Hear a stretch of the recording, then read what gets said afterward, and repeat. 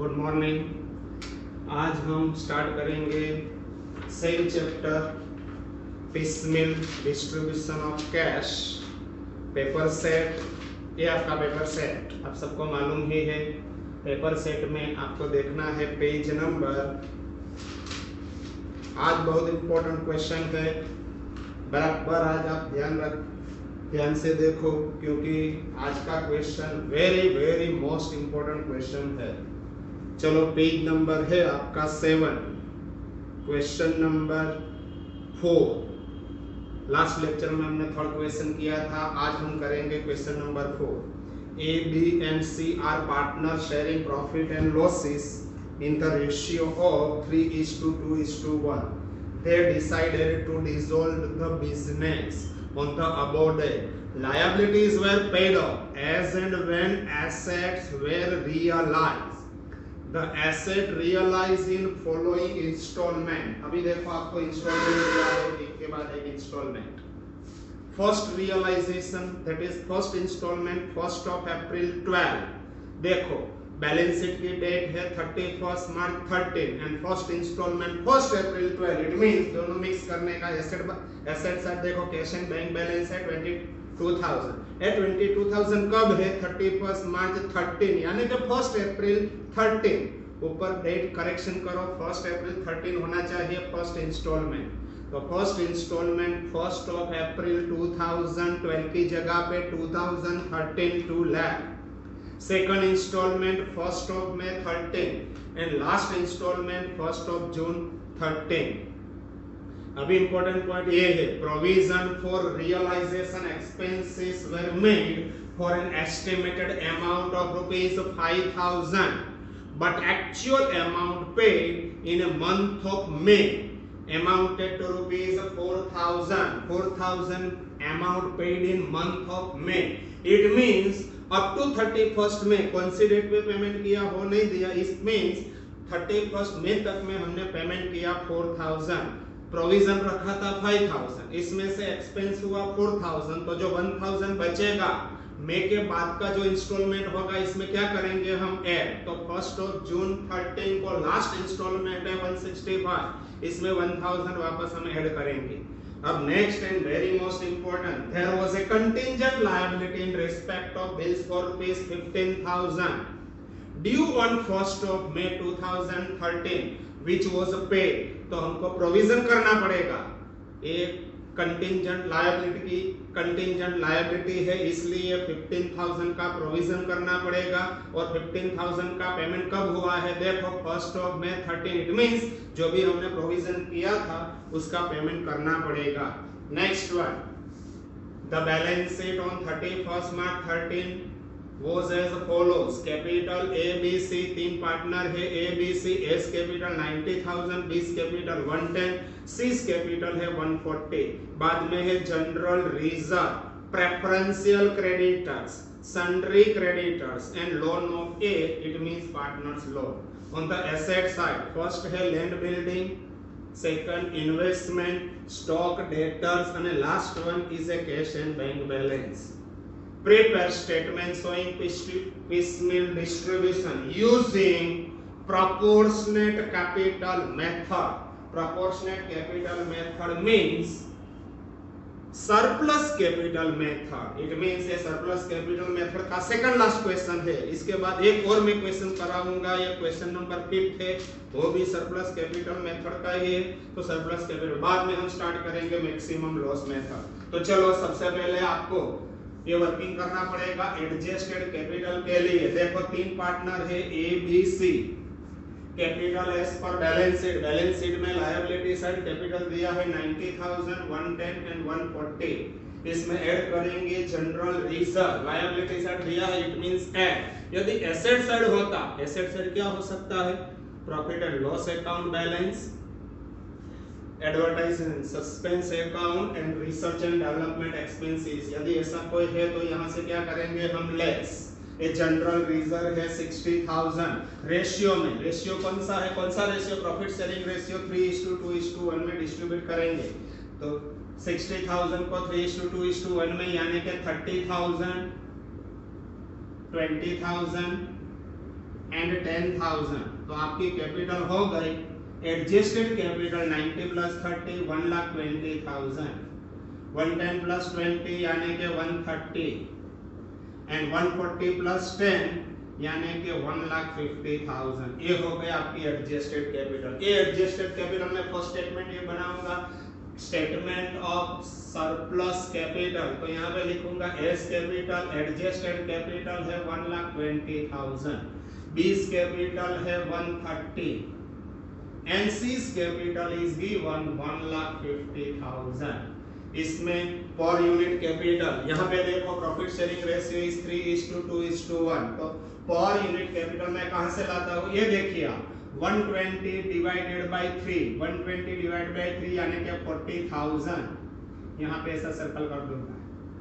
यहाँ पे भी देखिए 130 डिवाइडेड बाय 2 यानी कि 65,000 एंड 150 डिवाइडेड बाय 1 यानी कि 1,50,000। यहाँ पे देखिए इसमें स्मॉलेस्ट कैपिटल कौन सी है, स्मॉलेस्ट ये है 40,000, तो मैं यहाँ से स्टार्ट करूंगा। यहाँ पे देखिए 43 जा 120, 42 जा 80 एंड 41 जा, यहाँ पे रेशियो 1 है इसलिए 41 जा 40। ये हो गई आपकी प्रोपोर्शनेट कैपिटल। बाद में यहाँ पे नीचे आपको मिलेगा 120 माइनस 120 सरप्लस कैपिटल होगी 0, 130 माइनस 80 यानी कि 50,000 is A surplus capital, 150 minus 40 यानी कि 1,10,000 इज ए सरप्लस कैपिटल। अभी एक बार और करना पड़ेगा। यदि 3 पार्टनर है तो आपको ये 2 बार करना पड़ेगा, यदि 4 पार्टनर है तो आपको ये 3 बार आपको करना पड़ेगा सिमिलर। यहाँ पे तो हो गया 0, तो यहाँ पे कुछ भी आने वाला नहीं। यहाँ पे देखिए 50 डिवाइडेड बाय 2 यानी कि 25,000 पर यूनिट कैपिटल, ये हो गया आपकी per unit capital. 110 divided by 1 यानी कि 1,10,000 आपकी पर यूनिट कैपिटल। अगेन इसमें स्मॉलेस्ट कैपिटल कौन सी है, 25,000, तो देखो अगेन प्रोपोर्शनेट कैपिटल मैं कहां से लाता हूं, ये आप देखिए 25,000 into 2 यानी कि 50,000, 25,000 into 1 25,000, 50 माइनस 50 यहाँ तो पहले से 0 है, 50 माइनस 50 0, 110 माइनस 25 आपको मिलेगा 85,000। Okay 85,000 surplus capital. सबसे पहले हम किसको पेमेंट करेंगे, सी को, कितना 85,000, बाद में बी को 50 एंड सी को 25, दोनों को साथ में पेमेंट करने का है ये दोनों, और बाद में all partners in profit sharing ratio. अब आपको सेकंड स्टेटमेंट बनाना पड़ेगा, statement of piecemeal distribution of cash. कौन सी मेथड है, as per proportionate capital method, it is called as surplus capital method. सबसे पहले मैं यहाँ पे लिखता हूँ बैलेंस ड्यू, बोलो बैलेंस ड्यू में फर्स्ट वन, सबसे पहले आउटसाइडर में प्रेफरेंशियल क्रेडिटर्स है, प्रेफरेंशियल क्रेडिटर्स को प्रेफरेंस मिलता है, सबसे पहले हम पेमेंट करेंगे 35,000, बाद में है सन्ड्री क्रेडिटर्स 185, बाद में partners loan, as loan is given 50,000, बाद में कैपिटल, मगर कैपिटल कौन सी, बैलेंस शीट में जो है वो नहीं, एडजस्टेड कैपिटल, यहां से हम लाएंगे एडजस्टेड कैपिटल, तो A's adjusted capital is 1,20,000, B's adjusted capital is 1,30,000 and C's adjusted capital 1,50,000। Is it clear? अब देखो सबसे पहले एसेट साइड, बैलेंस शीट में देखो asset side cash and bank balance है, बैलेंस शीट की डेट कौन सी है, 31 मार्च 13, आप 31 मार्च 13 बोलो या 1 अप्रैल 13, दोनों में कोई डिफरेंस नहीं है, और 1 अप्रैल 13 दोनों एक ही है। देखो तो 31 March 13 cash and bank balance, balance sheet में दिया है cash and bank balance, bracket में लिखता हूं एज पर बैलेंस शीट, जो बैलेंस शीट में है वो, बैलेंस शीट में cash and bank is given 22,000। अब मैं ऐड करूंगा फर्स्ट इंस्टॉलमेंट, देखिए फर्स्ट इंस्टॉलमेंट क्यों मैं फर्स्ट इंस्टॉलमेंट आज ऐड कर रहा हूँ, कल मैंने ऐड नहीं किया था क्योंकि कल दोनों के बीच में 1 मंथ का डिफरेंस था। यहाँ पे 31 मार्च 13 थी, बाद में फर्स्ट इंस्टॉलमेंट था 30th अप्रैल।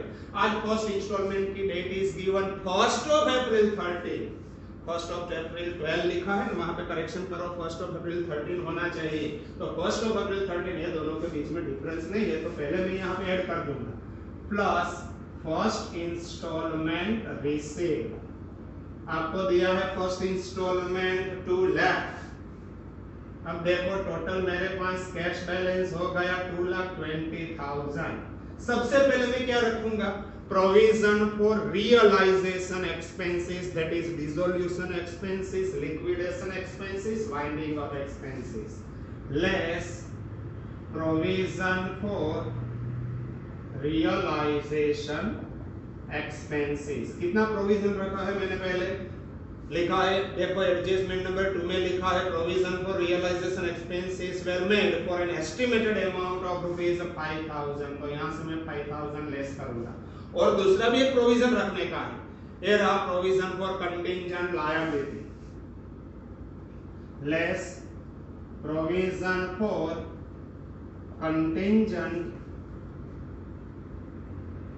Contingent liabilities. देखो कंटिंजेंट लायबिलिटी के लिए प्रोविजन कितना रखा है मैंने 15,000। इट मींस टोटल इसमें से 20,000 222,000 में से 20 लेस 202,000 आपके पास हो गया कैश बैलेंस। ये देखिए जो मैंने प्रोविजन रखा है कंटिंजेंट लायबिलिटी की जगह, कंटिंजेंट लायबिलिटी के लिए मैंने प्रोविजन रखा है 15,000। If contingent liability is paid by concerned creditors, then added in installment of May. But if it is not paid by it is not paid by concerned creditors, then we have to pay expenses for contingent liability. It means there is no effect for contingent liability on 1st of May.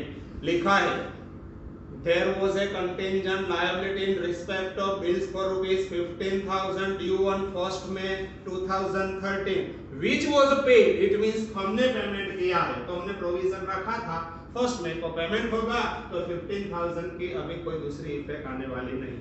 चलो अभी मैं start करता हूँ payment. मेरे पास है 2,02,000। सबसे पहले मैं किसको पेमेंट करूंगा, प्रेफरेंशियल क्रेडिटर्स को। कितना प्रेफरेंशियल क्रेडिटर्स को पेमेंट करूंगा 35,000।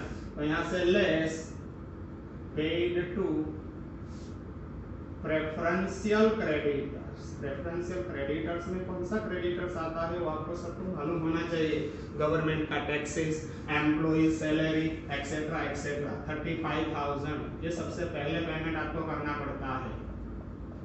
ये हो गया 35,000 पेमेंट। अगेन आपको मिलेगा बैलेंस ड्यू। यहाँ पे देखिए 2,02,000 में से 35,000 लेस, तो यहाँ पे आपको मिलेगा 167,936। ओके, यहाँ पे हो गया 0। सन्ड्री क्रेडिटर्स अभी है 185। 50,000 is A partners loan, 120 A's capital, 130 D's capital and 150 C's capital. अब देखो मैं किसको पेमेंट करूंगा, अभी सेकंड पेमेंट है क्रेडिटर्स को। क्रेडिटर्स को अमाउंट पेएबल है 1,85,000। अगेंस्ट अवेलेबल कैश इज 167, तो 167 full amount paid to sundry creditors. तो यहाँ पे लिखूंगा लेस पेड टू क्रेडिटर्स। कितना पेमेंट करेंगे हम, 1,67,000। ये हो गया 167, बाकी सभी जगह पे डैश। अगेन आपको मिलेगा बैलेंस ड्यू। ये हो गया आपका बैलेंस ड्यू। कैश 0, यहाँ पे भी 0, डैश लिखो या तो 0 लिखो, कुछ भी फर्क नहीं पड़ने वाला। 18,000 अभी amount payable to sundry creditors. 50,000 partners loan, 120, 130 and 150. First installment के बाद अब सेकंड इंस्टॉलमेंट आ रहा है। देखो सेकंड इंस्टॉलमेंट फर्स्ट ऑफ में 13, तो यहाँ पे लिखता हूँ फर्स्ट ऑफ में 13, सेकंड इंस्टॉलमेंट रिसीव। बोलो सेकंड इंस्टॉलमेंट अमाउंट कितनी आपको दिखाई देती है 182, 1,82,000।